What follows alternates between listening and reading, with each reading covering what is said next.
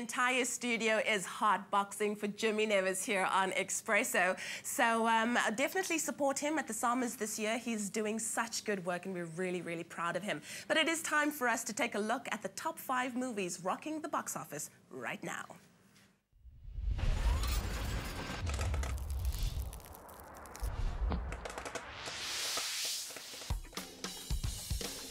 This is the South African top 5 box office hits over the last weekend. Opening at number 5 is the biblical story of Jesus Christ from birth to resurrection in Son of God. At number 4, with a rather disappointing opening weekend, is The Legend of Hercules starring Kellen Lutz. The top 3 remains unchanged, with Liam Neeson fighting his way out of a tricky situation in Non-Stop. The second film in the top 5, based on biblical events, stars Russell Crowe as Darren Aronofsky's Noah, and Jesse Eisenberg voices the main character Blue in the animated adventure Rio 2, on top for his second week. Oh Exciting my stuff. goodness, I love that movie. Yeah, I mean, especially the characters that they have there. I mean, I know. the Jamie Foxx's, will.i.am's, Bruno Mars. What? Big stuff. It is awesome. But you know what? Some films that we are also talking about and really making waves. This next one won the 2013 Sundance Film Festival Grand Jury Prize winner. It's called Fruitvale Station. Now, this is an amazing story about a man called Oscar, and he's 22 years old from the Bay Area, and he wakes up one morning on the 31st of December 2008, and he just kind of feels something in the air. And this leads him to want to start off his New Year's resolutions early. So he decides to be a better son to his mother, a better partner to his girlfriend, and a better father to his 4-year-old daughter. And his encounters on this day, however, shows us that there's a little bit more to Oscar than meets the eye. But it's the final encounter on this day that actually begins to rock the Bay Area to its very core and causes the entire nation to be a witness to the story of Oscar Grant. Now, Rolling Stone magazine said this is the best movie at the Sundance Festival, and New York magazine said it will rock your world. Wow. Sounds like a really good watch. Fruitvale Station. Okay, another one to look out for is one that has a smacking of Romeo and Juliet to me, for me. It's called Endless Love, with the caption "Say Goodbye to Innocence." And it's the story of a privileged girl and a charismatic boy whose instant desire sparks off a love affair made only more reckless by their parents trying to keep them apart. And it looks like it's going to be a really good watch.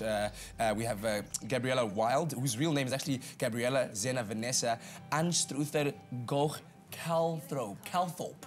How I even got that out of my mouth is just crazy. And she's only been in 2 big films before this, which is Carrie and the Three Musketeers. So it's going to be good to see her again on screen with Endless Love. Nice stuff. Another movie we're looking at is Parkland. Now, one of the biggest stories to have rocked the world was the assassination of President John F. Kennedy. This movie actually looks at what happened afterwards, what occurred at the Dallas Parkland Hospital on the day that U.S. President John F. Kennedy was assassinated. And it stars none other than Zac Efron, Marcia Gay Harden, and Paul Giamatti. And of course, it takes place around 1963, written and directed by Peter Lundisman. Now, some other big names in the movie is Billy Bob Thornton, Tom Hanks' son, Colin Hanks, as well as, remember this guy from Smallville, Clark Kent. We're talking about Tom Welling. I'm so happy that he's back. Like, I was like, what happened to Tom Welling? He's just stuck in Smallville. But what about, how did you not mention Zac Efron? Oh, my word. Look at him now. Are you serious? He's aged quite a bit, Big time. He's got that whole salt and pepper thing going. I like them like that. And then another one to look out for, 'n lekker Afrikaanse romantische drama net hier in Suid-Afrika met die naam Die Windpomp. Oh ja. Die Windpomp, yeah. And it's one that stars Armand Greiling, Leandie Durant, and also Greta Fox. And it's a story about a 17-year-old boy, Henry, who arrives at the doorstep of his senile, reclusive grandfather in a retirement village. Now, his world is soon infested by garden ornaments, bingo nights, and odd old bully behavior. I love that, old bully behavior. And during a sneaky late-night cigarette, Henry follows 5 silhouetted figures into a forest on the outskirts of the small town and finds more than he expected, including a windpomp, possibly. But listen, doesn't Armand Greiling kind of look like a mix between Ashton Kutcher and Chris Chameleon? I tell you, yeah, if you were to take Mila Kunis out the picture and put Chris there, that could be a love child. Yeah, we could call their love child Ashton Chameleon.